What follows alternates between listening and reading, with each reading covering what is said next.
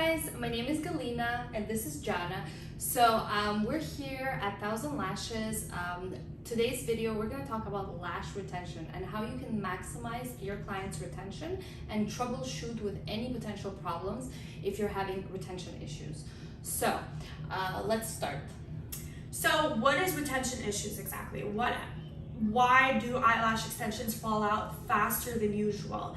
We get that question all the time on our Instagram, and I mean, especially for people that are just starting out eyelash extension as an eyelash artist doing eyelash extensions, that is their number one problem, because it's hard to keep a clientele to keep coming back if you're always having retention issues. Yeah, so one of the main things that I would encourage you guys to do is like write down some questions that you can actually ask your clients when they contact you and tell you that they're having problems. So the first question would be, when was the last time that you washed your lashes? Have you washed your lashes in the last 24 hours, let's say? Very often they're gonna say no, or sometimes they will say yes, but they're not necessarily telling you the truth because they know that that's what you want to hear. So I would really encourage you to like take a look at their lashes and see, do they look clean? Do the lashes look clean? Because very often that will be the easiest issue that you can pinpoint, is that the client is simply not cleaning their lashes, and that will obviously cause them to fall out. So that's the first question I would ask your clients. The second question I would ask them, a lot, what happens is that we get eyelash extension shedding or natural lashes shedding due to hormonal issues. So that could be hypothyroid, hypothyroid, it could be pregnancy, after giving birth, or even being on any kind of hormones, anything that is hormone related for us as a woman. So you need to ask any questions like that, you know, because if they are having retention issues and their natural lashes are falling out with the extension, I mean, then that means they're losing, their cycle is a lot faster than people's regular cycle of lash shedding. So that will be the second question I would ask. Very, very important to know if they're having any kind of hormonal difference. Maybe they're gonna say no, maybe they don't know, but you should definitely know that that could be one of the reasons why their extensions are falling out faster. Yes, and so that's one of the things that you could do. And then the other thing, you have to really ask them like, okay, are you picking your lashes? Like, obviously, like sometimes if you ask the question like that, the client is gonna be like, no, of course not. Like, no, like, because they might get defensive, but you should also, once again, evaluate their lashes. Does it look like there's some lashes missing on one side, for example, or like some damage to the natural lashes that look like they have been ripped out?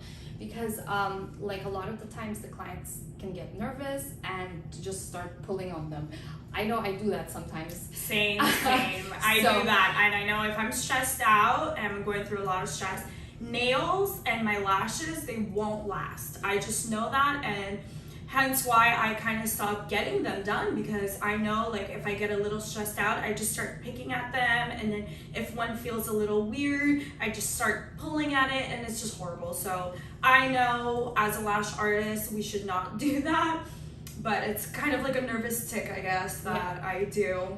So that's the other thing. So you should really check on their lashes, and that's why it's always good to be like, okay, you're having retention problems. Why don't you come in and I'll take a look at your lashes. We'll try to troubleshoot and see what the issue could potentially be. So that's what I would recommend. Now the other thing is you can actually start troubleshooting. Maybe it's issues that you're doing as a lash artist. So what do you think that could be some issues? There is a lot of issues that could be. It could be using a old glue example. Some people don't really believe that the fact that once you open the glue, it's only good for 6 weeks. Sometimes even 4. Sometimes up even 4 to weeks. 6 weeks. Yeah. So some people don't believe in that. They're like, oh, there's still glue, that means it's still good. Some people don't shake their glue enough, so the glue separates and you have that clear liquid and the black liquid on the bottom, and they're not mixed well enough, so when you drop the glue, you can see that it's not mixed well enough. Yeah. That could be a major issue. There could be the fact that you guys aren't priming their lashes properly, or washing them before the appointment. I know not all the lash artists provide that service. They're like, you should wash them at home before coming, which I understand, but some other eyelash artists do provide that as a service when they come to get their lashes done.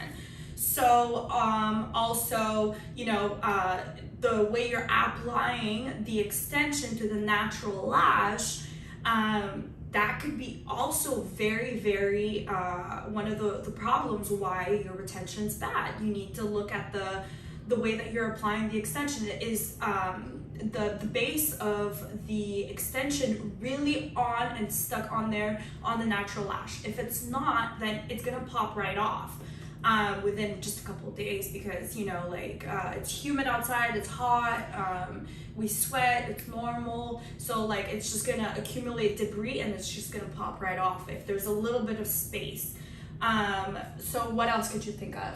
The other thing you can troubleshoot is sometimes beginner lash artists will tend to use an adhesive that is too fast for them. So if they use an adhesive that is too fast, what's going to happen is, you know, they're going to start isolating, but all the movements are a little bit slower because they're not used to all the movements yet. And so what's going to happen is they're going to isolate, and by the time they're applying the lash extension onto the natural lash, the really quick adhesive has already dried, and so they're gonna apply the lash. It looks like it's applied, but then as soon as the client will go home and start brushing out the lashes, they're gonna all pop right off. Yep, I've seen that happen a lot of times. So we recommend, well, as a trainer, I recommend for people to start out with the glue about 1 second. I've heard some other educators educate their lash artists to start with a glue that's 6 seconds drying or 4 seconds. I personally think that's way too long. You need to work on your isolation and, you know, kind of figure it out eventually. Like 1 second, it could be approximately, it could be 1.5, it could go up to 2 seconds depending on the humidity, the level of temperature in your room, and sometimes it could go a little lower. So, you know, you really need to find a glue that really works with your environment, because that is huge when it comes to retention. And I highly recommend for you guys not to go for a glue that's 4 seconds, because then you're gonna create all these stickies, and then it's gonna take much longer to dry, and then it's gonna get frustrating. That's too long. I would recommend like a 1 second, 1.5, 2 seconds max of time drying of the glue, and after that you guys are just golden. Then you could just buy a glue that either dries in 0.5 seconds or immediately, because you're just gonna work so fast that you won't need a glue that takes time to dry for 2 seconds, because it's just gonna take you more time to do your sets.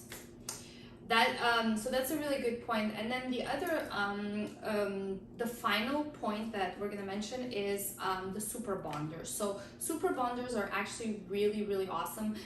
They have come out on the market like in the last couple of years, and they actually make a big difference, because the old school of thought, I know some people still do that. I don't know, I would love to know in the comments if you guys still do this, but nano misters. So people used to use nano misters before. The issue with nano misters, after you complete your set and you kind of like seal it with the nano mister, what happens is it kind of shocks the adhesive. It does like a shock cure, and so the bond is not going to be as strong. It's not going to be as flexible and as strong, so it's going to break apart much faster when you do the nano misting. So instead, when you apply the super bonder, what happens is that it makes your glue, the bond that has formed between the lash extension and the natural lash is going to be much stronger and more flexible, and so it's not going to break as quickly.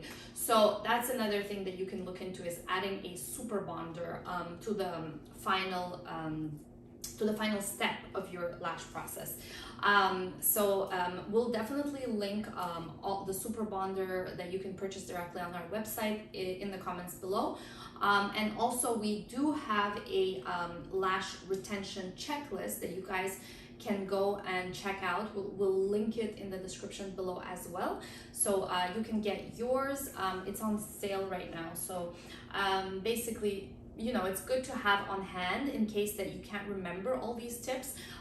There's actually some additional tips in there as well that you can use, and you'll have it with images, you'll have it with like all the reminders. It's a really good tool to have if you're just starting out, because it's a lot of information to remember, especially when you're just beginning. So do you have anything else to add? I just highly recommend the retention checklist, because I remember starting out as a lash artist. This was almost a decade ago.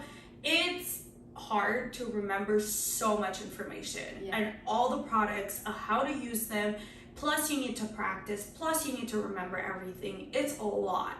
So I highly suggest for you guys to check out this retention checklist. It's amazing. We've created it especially for people just starting out, and really help them out to really be able to kind of like, and then eventually you won't need this retention checklist, because you're going to remember everything and it's just going to come naturally. So we'll link it, and you guys definitely should check it out.